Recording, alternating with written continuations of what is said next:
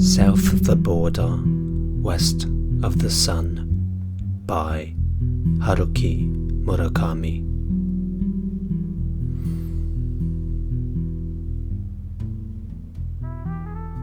Chapter 5. My 4 years of college were pretty much a waste of time. The first year, I was in a few demonstrations and even fought the police. I was out there with the student strikers and showed up at political rallies. I met some wild characters that way, but my heart was never in politics.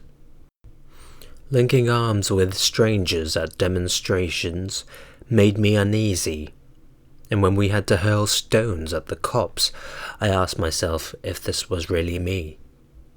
Was this what I wanted? I wondered. I couldn't feel the requisite solidarity with the people around me.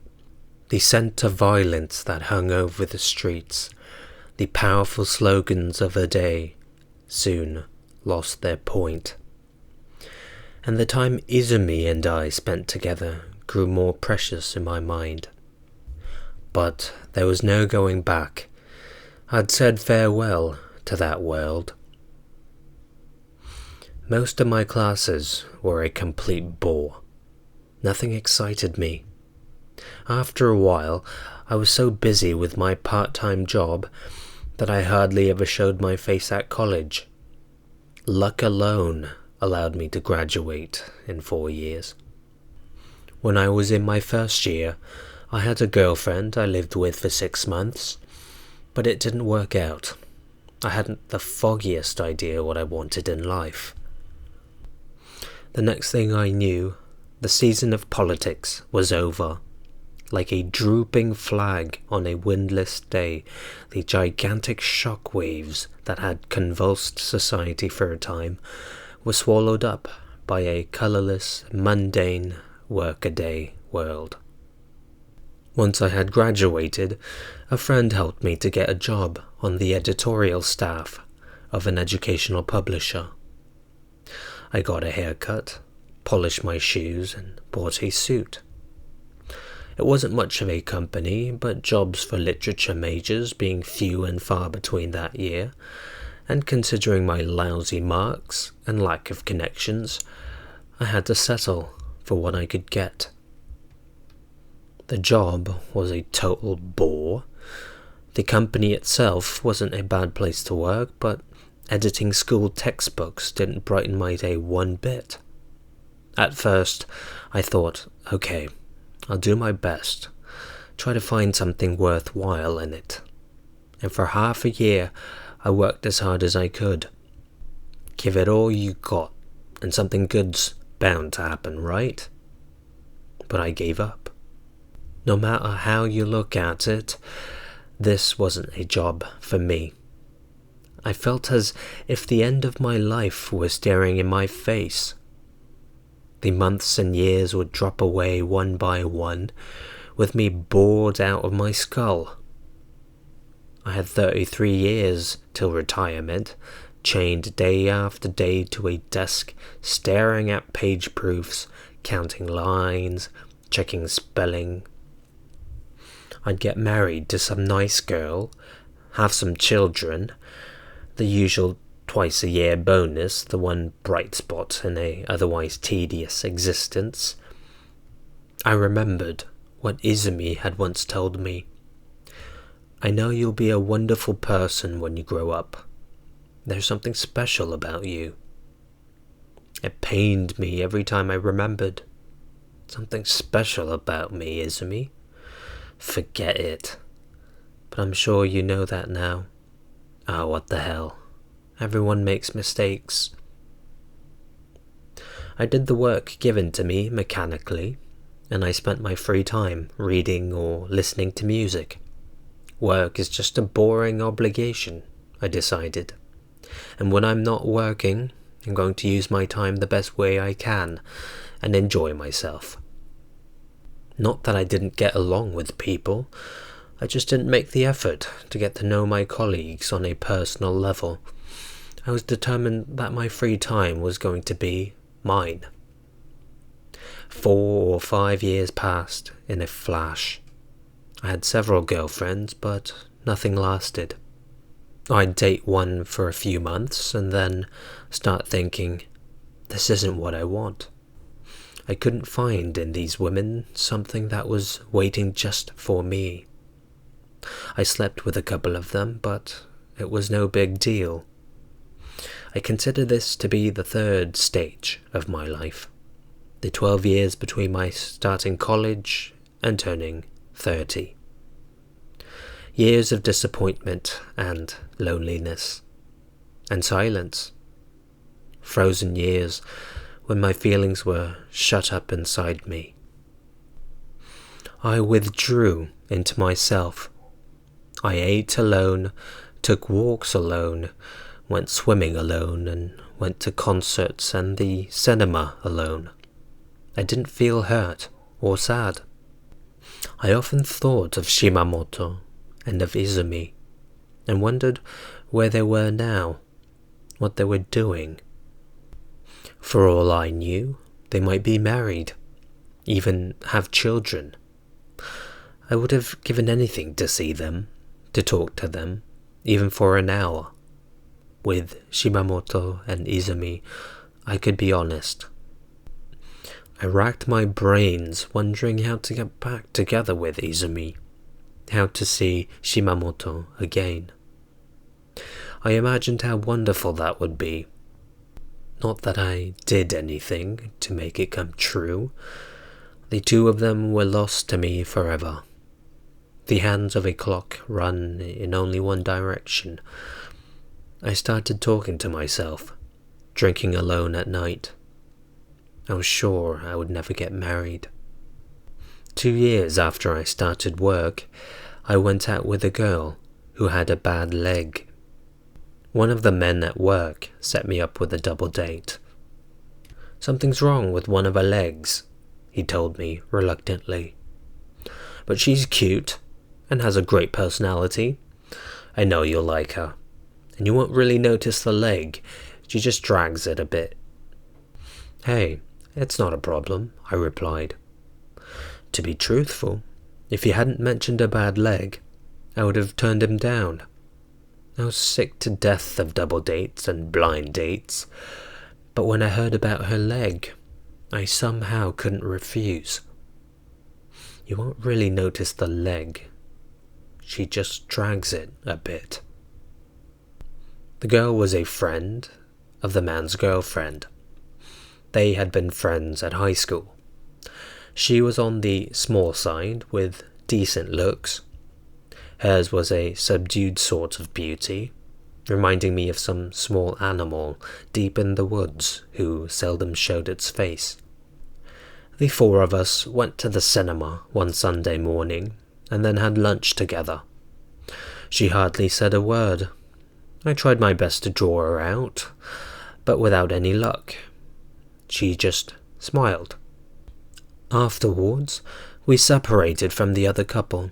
She and I went to take a walk in Hibiya Park, where we had some coffee.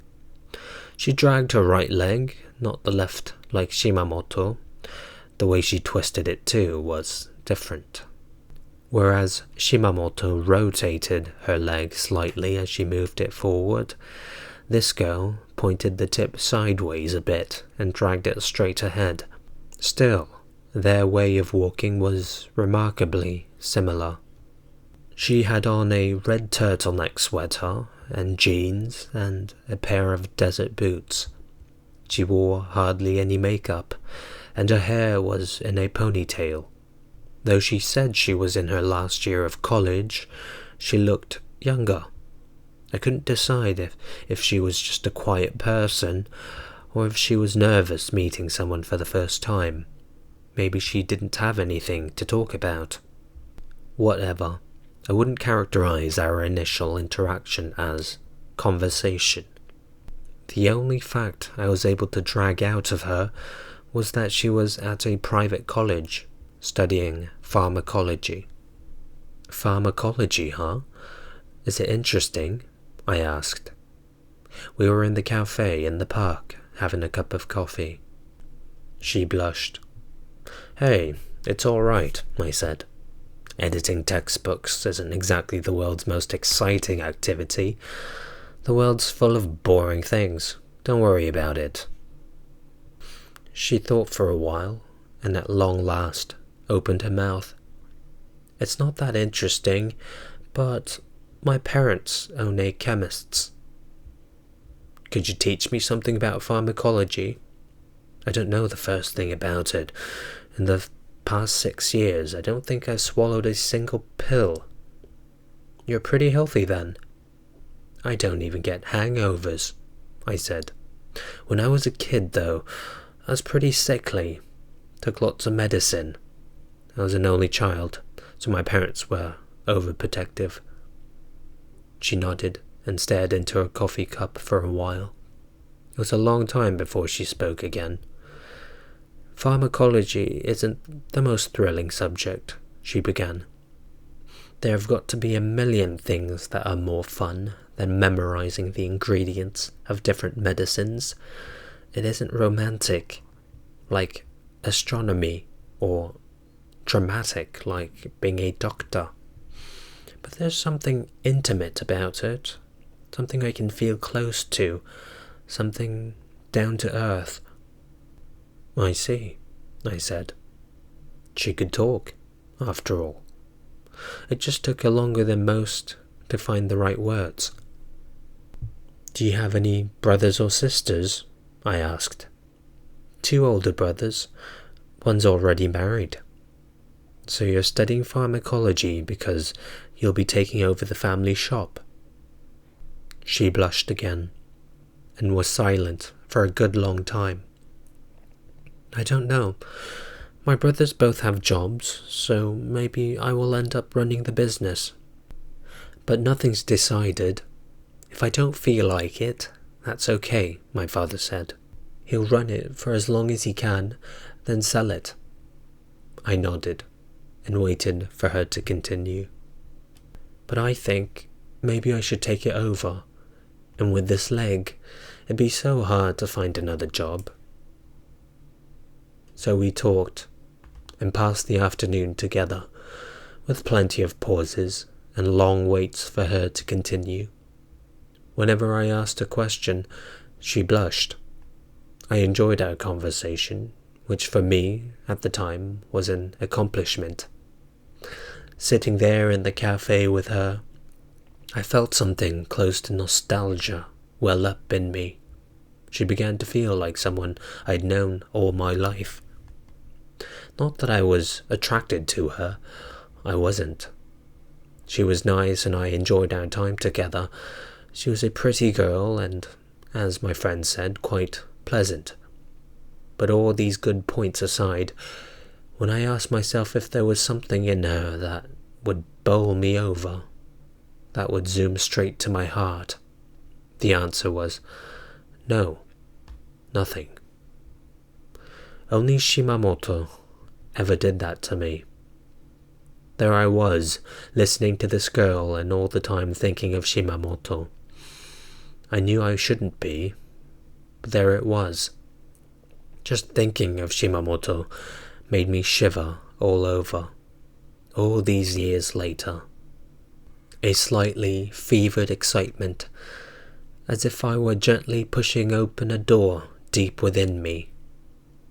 Walking with this pretty girl with a bad leg through Hibiya Park, though. That kind of excitement, that all-over shivery feeling, was missing. What I did feel for her was a certain sympathy and a calmness. Her home, the chemist's, that is, was in Kobinata. I took her back on the bus. We sat side by side and she hardly said a word.